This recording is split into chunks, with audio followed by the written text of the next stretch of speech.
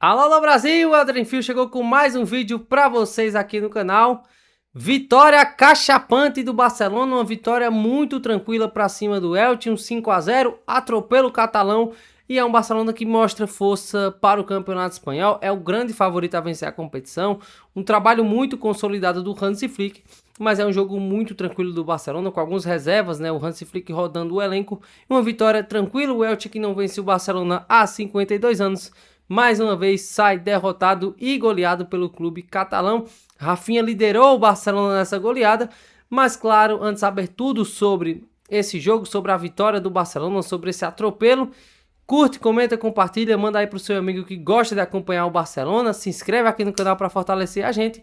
É isso, pessoal, vitória tranquila do Barcelona, como era de se esperar, né? A gente aqui no vídeo de ontem pré-jogo falou que era assim um jogo muito tranquilo, apesar do Elche já ter disputado um jogo na rodada, no campeonato, né? O Elche jogou contra o Deportivo La Coruña na segunda-feira, mas a qualidade técnica do Barcelona pesou muito, né? O Elche até quis se engraçar, foi de peito aberto para cima do Barcelona, e aí deu espaço para aquilo que o Barcelona gosta de fazer, que é a pressão alta, de morder lá em cima.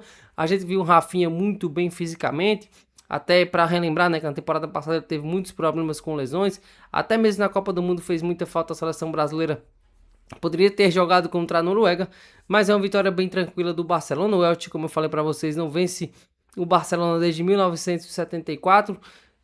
Teve um empate lá em 2014 e lá para cá são 13 vitórias consecutivas do Barcelona. Mas sobre o MVP, o Rafinha comandou a goleada do Barcelona. Numa roubada de bola logo aos 13 minutos, o Rafinha sofreu pênalti, né? Tentou passar pelo Vitor Schuster, que derrubou o Rafinha. E ele mesmo foi lá e converteu a cobrança. O Rafinha tem 7 pênaltis batidos com a camisa do Barcelona em La Liga e 7 pênaltis convertidos. Então é o Rafinha com 100% de aproveitamento nas penalidades. No finalzinho do primeiro tempo, o Elche continuou, né, ali com a bola, dando um certo trabalho ao Barcelona.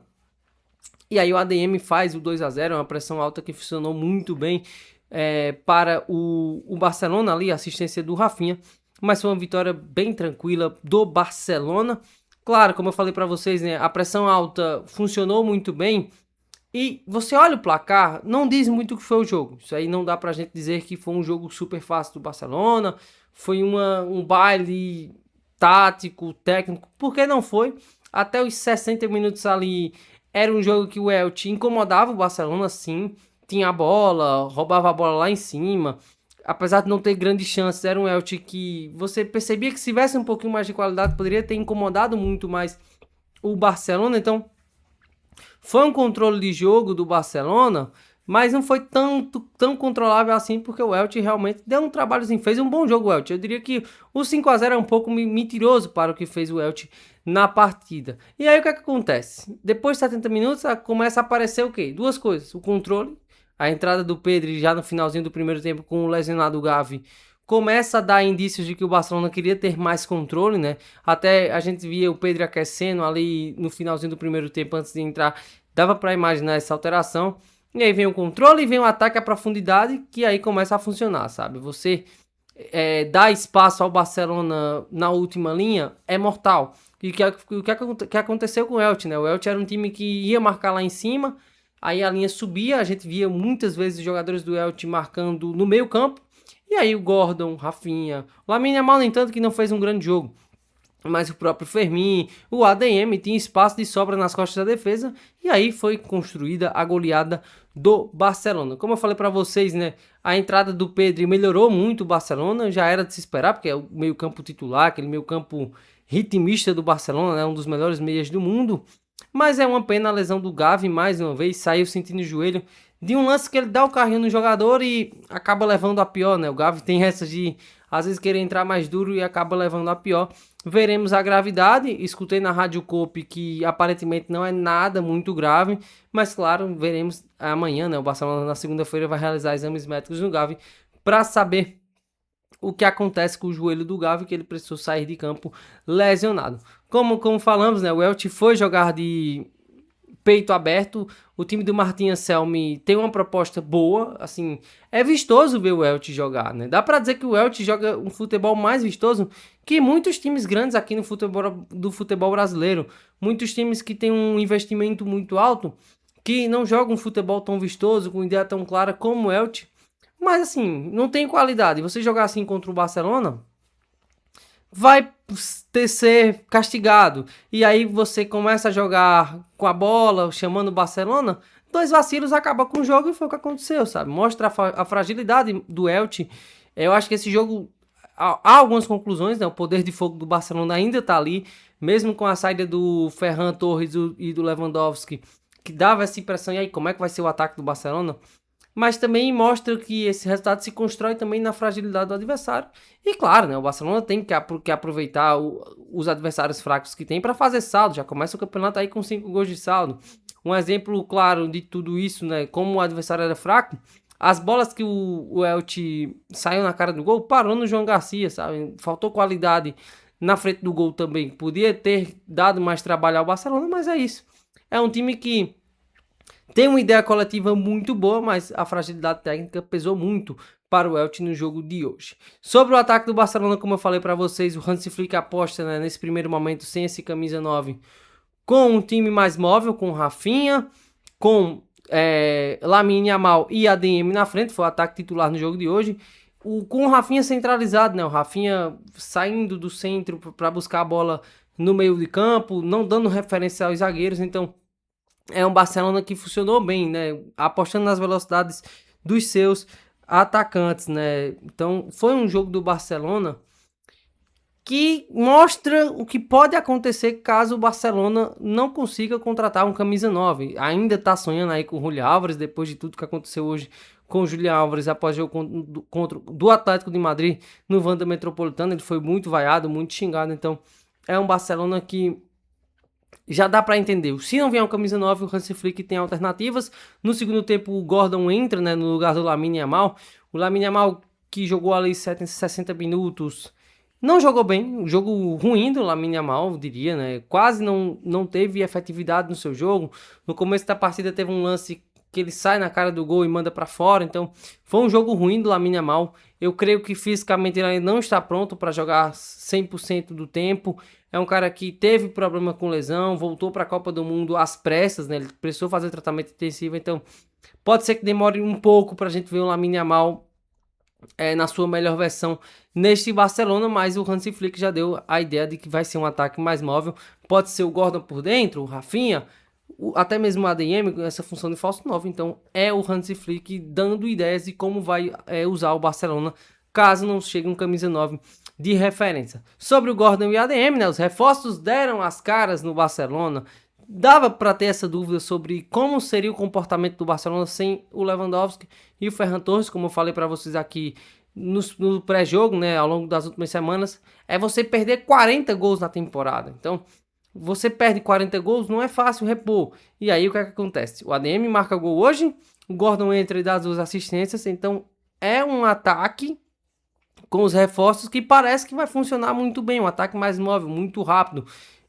O Gordon saiu na cara do gol, já estava 5-0, ele tentou marcar o seu gol em um lance assim que vai se repetir muito ao longo da temporada. Então o Gordon deve marcar aí seus 10, 20 gols ao longo da temporada. O ADM também pode ajudar com muitos gols. Então, se você perde tanto talento assim como o Lewandowski e o Ferran, né, você pode ir distribuindo. Então é o Lamine Yamal que marca 5 gols a mais, o Rafinha que saudável vai fazer muitos gols, já começa o campeonato com 2.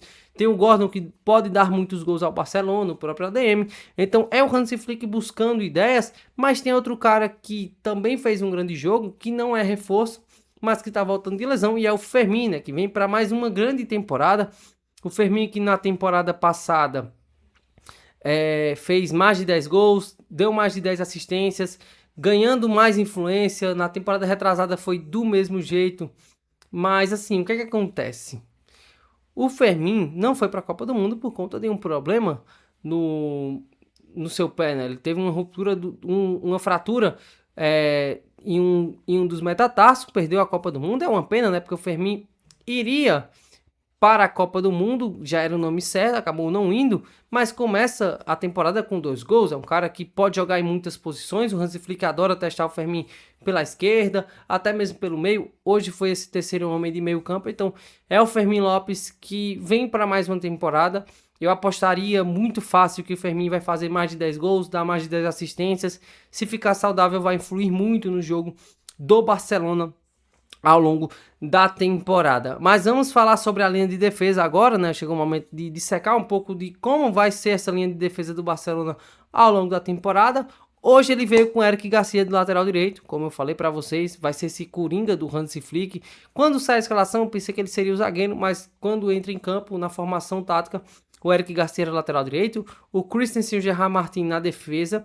O Gerard é esse cara que joga de zagueiro ou de lateral esquerdo, mas o Christensen é um cara que, se conseguir ficar saudável, vai ser muito importante. O Christensen já foi importante para o Barcelona em alguns momentos, até com Xavi, com Hansi Flick, mas as lesões não respeitam, né? O Christensen tem muitos problemas com lesões. Na temporada passada passou mais de 6 meses machucado, então é um cara que, se ficar saudável, talvez o Barcelona nem precise ir ao mercado para contratar um outro zagueiro, apesar que está tentando liberar o Julius Koundé. Eu acredito que seja esse movimento, libera o Koundé e traz outro zagueiro de preferência do Hansi Flick. Mas há um sinal de lupa assim em um jogador. Olho no Chaves Partey, porque é um cara muito polivalente. Eu vejo até torcedor do Barcelona falando que é uma espécie de Philipp Lahm. Ele é lateral direito de origem, pode jogar na lateral esquerda, pode jogar de volante. É um cara muito polivalente, muita qualidade. O gol do Fermin é uma assistência do Chaves Partey, né? O quinto gol do Barcelona, o segundo gol do Fermin, assistência do Chaves Partey. Em um passe espetacular, né? Quebrando as linhas e deixando o Fermin na cara do gol. Então, assim, é um Chaves Partey que pode ter mais minutos. Acredito que o Koundé saindo, a lateral direita do Barcelona ficaria com Eric Garcia, Chaves Partey. Então, esse deve ser os movimentos do Hansi Flick, que tem apostado em jogadores das categorias de base. Também a gente, vale lembrar, eu tô vendo esse movimento do Barcelona de dar um esvaziado em jogadores que têm salários altos, que podem ser vendidos, que tem solução nas categorias de base. Por quê? O Barcelona hoje está na regra 1 por 1 de La Liga. Mas no ano que vem o Barcelona não vai ter o Camp Nou. Então, o Barcelona, quando terminar essa temporada, não vai estar na regra 1 por 1 de La Liga. Então, eu acredito que o Barcelona está fazendo esse movimento de liberar espaço na folha salarial, já pensando no ano que vem, para que não tenha que vender jogadores na próxima temporada. Já falando em saídas, né, o Balde e o Koundé podem ir embora. Se vier proposta pelos dois, eu acredito que o Barcelona vai vender. O Balde é um caso curioso, porque o Hansi Flick parece que vem cutucando, assim, sabe? Disse que hoje não convocou o Balde porque não sentiu que ele estivesse concentrado, que ele estivesse muito atento. Então ele não foi pro jogo. Então é o Barcelona querendo vender seus jogadores. Até acho estranho, eu acho um movimento estranho esse com o Balde, porque parece que o Barcelona tá querendo expulsar o jogador do time. Sobre o Rodri deve jogar na quinta-feira contra o Bilbao, já tá treinando aí separado do grupo. A partir do domingo deve treinar com seus companheiros para ir na quinta-feira atuar contra o Atlético Clube de Bilbao. Mas é isso, pessoal, resumindo, o jogo tranquilo do Barcelona para começar a La Liga, com o pé direito, né? O Barcelona começando muito bem, da mesma forma que terminou a temporada passada, ganhando muito bem, enfrenta o Bilbao na quinta-feira, um jogo mais complicadozinho, mas eu acredito que o Barcelona não vai ter problemas para vencer o Bilbao. Na terça tem pré-jogo do Real Madrid, na quarta tem pré-jogo do Barcelona, porque você sabe, La Liga, Real Madrid, Barcelona, Atlético de Madrid é aqui no canal do Elder em Fio. Valeu, pessoal, e até a próxima.